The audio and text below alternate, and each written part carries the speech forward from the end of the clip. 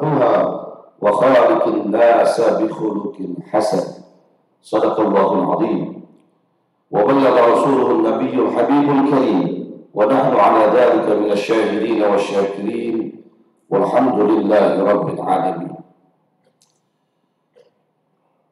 Dalam suatu majelis, Rasulullah bersama dengan banyak sahabat, di antaranya sahabat Umar bin Khattab radhiyallahu anhu. Tiba-tiba datang seorang tamu yang tak dikenali oleh para sahabat. Wajahnya begitu bersih, rambutnya hitam. Dia sepertinya bukan dari perjalanan jauh. Begitu datang menghampiri Rasulullah SAW, lalu kemudian duduk. Lututnya dipertemukan dengan lutut Rasulullah dan kedua tangannya berada di atas kedua paha Rasulullah. Lalu ia bertanya tentang 3 hal, tentang Islam, tentang iman, dan tentang ihsan. Uniknya, setiap kali Rasulullah menjawab pertanyaan, lalu kemudian orang ini menjawab dengan sebuah jawaban yang justru membuat aneh para sahabat. Fa'ajibna lahu yas'aluhu wa yusaddiqu. Dia yang bertanya dan dia yang membenarkan jawabannya. Pertanyaan tentang Islam dijawab lalu dibenarkan.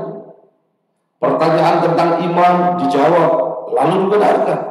Dan pertanyaan tentang ihsan juga demikian. Setelah pertanyaan itu usai dijawab ketiganya, berangkatlah orang ini kembali. Maka kemudian Rasulullah bertanya kepada Umar yang ada di antara para sahabat, "Ya Umar, atadri manis sa'il?" Anda tahu tidak siapa yang bertanya ini?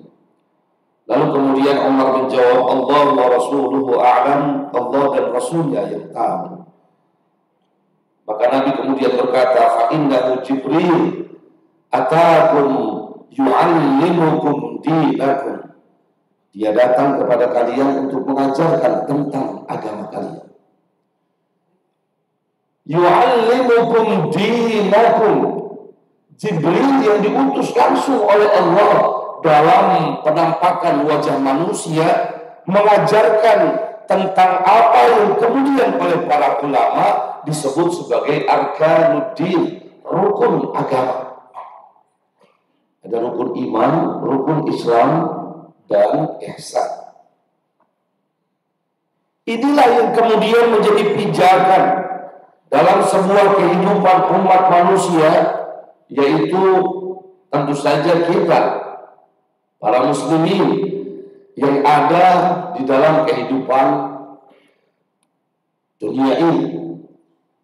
Tanpa pegangan, tanpa arahan yang jelas, maka kehidupan kita akan menjadi kehidupan yang membingungkan tanpa arah.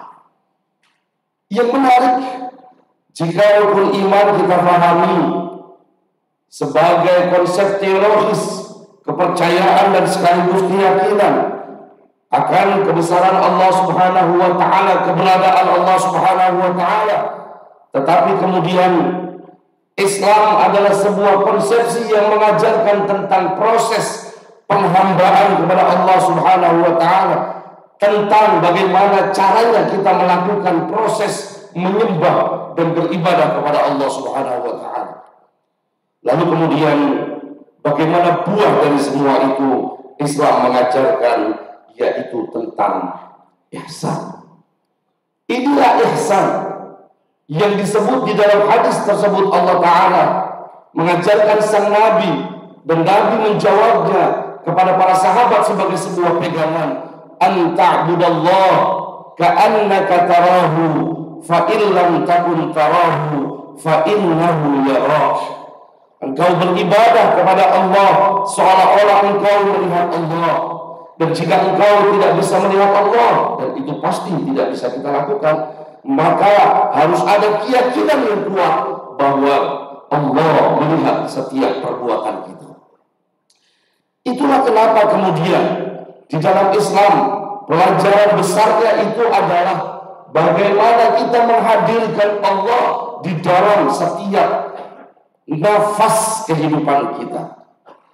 Jika secara teologis rukun iman ini mengajarkan sesuatu kepercayaan dan keyakinan yang tak terlihat, jika rukun Islam ini mengajarkan cara kita menyembah, cara kita beribadah, maka sesungguhnya yang kemudian dikenal sebagai syariat adalah sebagai SOP, sebagai standar operating prosedur di dalam kehidupan. Lalu kemudian implementasi semua itu harus tampak di dalam sebuah pengejawantahan yang kita menyebutnya sebagai buah dari keimanan dan keislaman. Buah itu kita mengenal dengan sebutan akhlak. Maka kemudian Rasulullah mengingatkan kita semua, bahkan jikapun engkau bertakwa kepada Allah, dan Nabi pernah langsung menjawab pertanyaan sahabat tentang ketakwaan itu. Ketika ditanya di mana letak ketakwaan itu, Nabi menjawab, at-taqwa hahuna. Takwa itu di sini. 3 kali Nabi menyebut takwa itu di sini.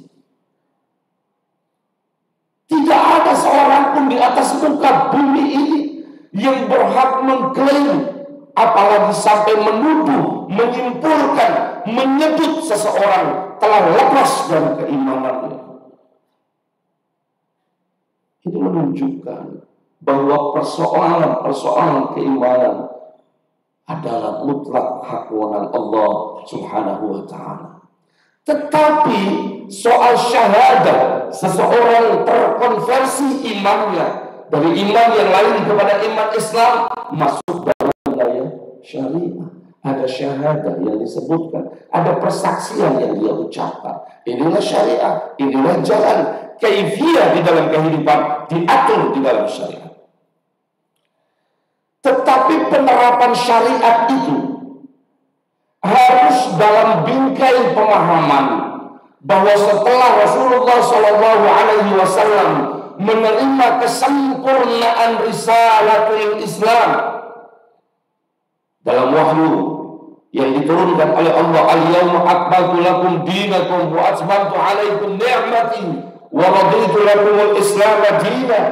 Kesempurnaan ini adalah kesempurnaan yang harus didekati dalam pemahaman. Ada sisi Islam yang sifatnya wahyunis dalam bentuk wahyu yang diturunkan, dan ada sisi di mana Islam berjalan di atas muka bumi secara historis atau pendekatan Islam sejarah.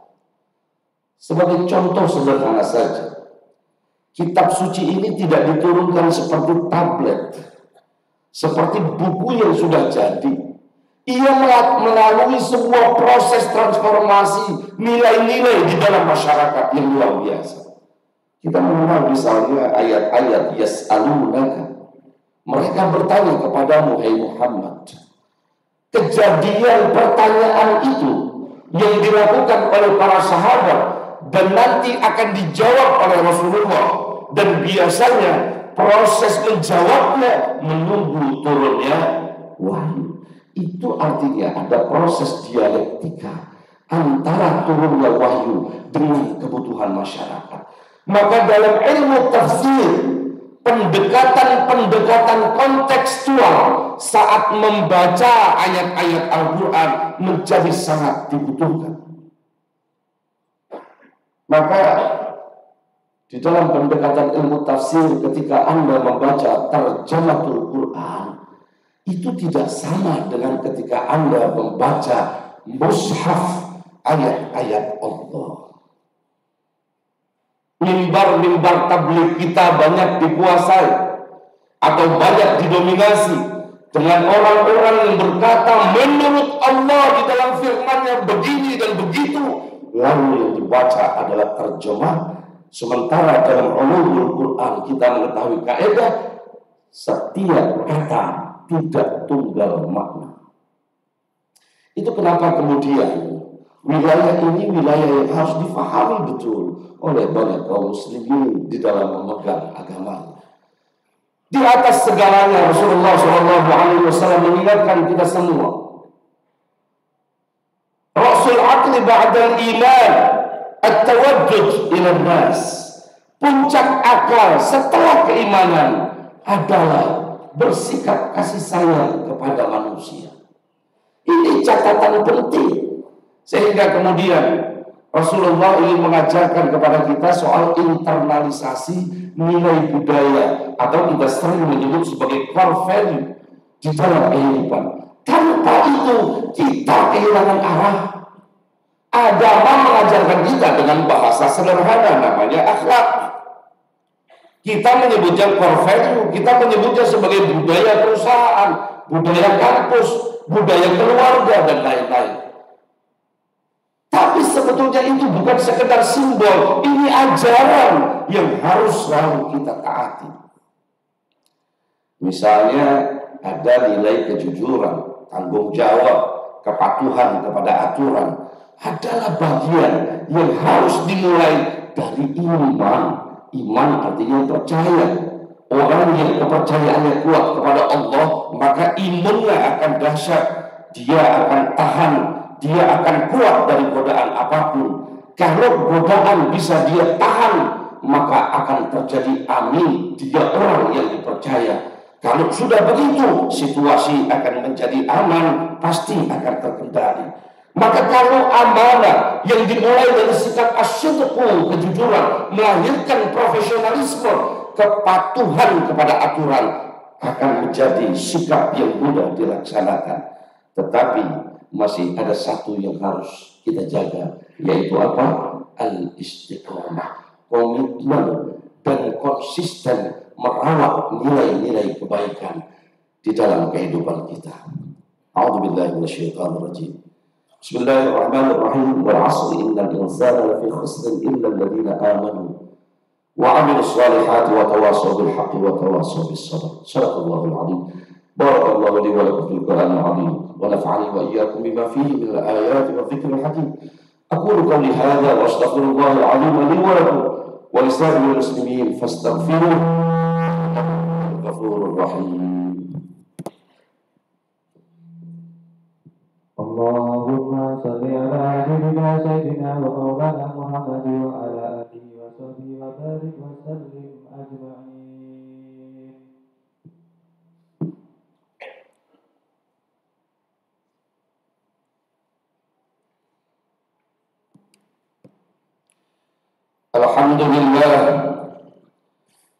Alhamdulillah rabbil alamin wal 'aqibatu lil muttaqin ولا عدوان إلا على الظالمين.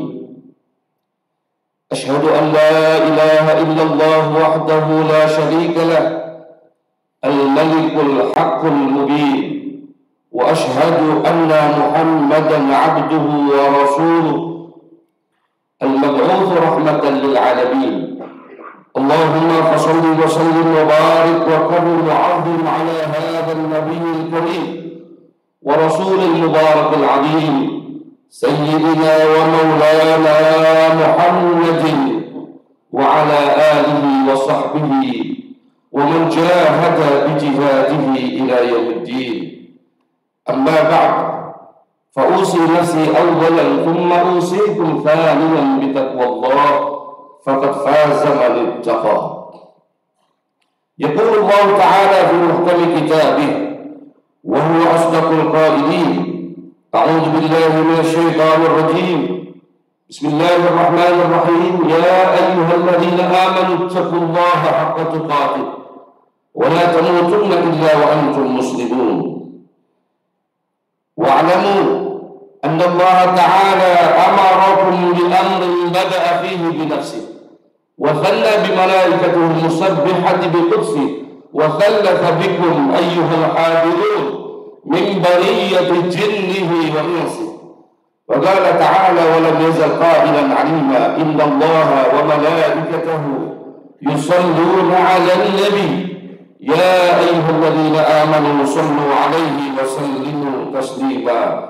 اللهم صل على سيدنا محمد وبارك على سيدنا محمد كما صليت وباركت على سيدنا إبراهيم وعلى آل سيدنا إبراهيم في العالمين إنك حميد مجيد. اللهم اغفر للمؤمنين والمؤمنات والمسلمين والمسلمات الأحياء منهم والأموات إنك سميع قريب مجيب الدعوات ويا قاضي الحاجات. اللهم ربنا لا تزغ قلوبنا بعد إذ هديتنا وهب لنا من لدنك رحمة إنك أنت الوهاب. اللهم اجعلنا وأولادنا وذرياتنا وتلامذتنا من عبادك الصالحين. اللهم اجعل أولادنا أولادا أبرارا صالحين مطيعين.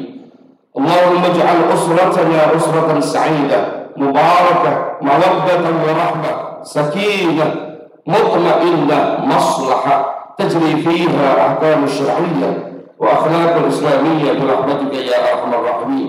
اللهم إنا نسألك حسن الخاتمة ونعوذ بك من شر العاقبة وسوء الخاتمة. ربنا آتنا في الدنيا حسنة وفي الآخرة حسنة وقنا عذاب النار والحمد لله رب العالمين. عباد الله، إن الله يأمر بالعدل والإحسان وإيتاء ذي القربى وينهى عن الفحشاء والمنكر والبغي يعظكم لعلكم تذكرون. فاذكروا الله العظيم يذكركم واشكروه على نعمه يزدكم ولذكر الله أكبر والله يعلم ما تصنعون. أقيموا الصلاة.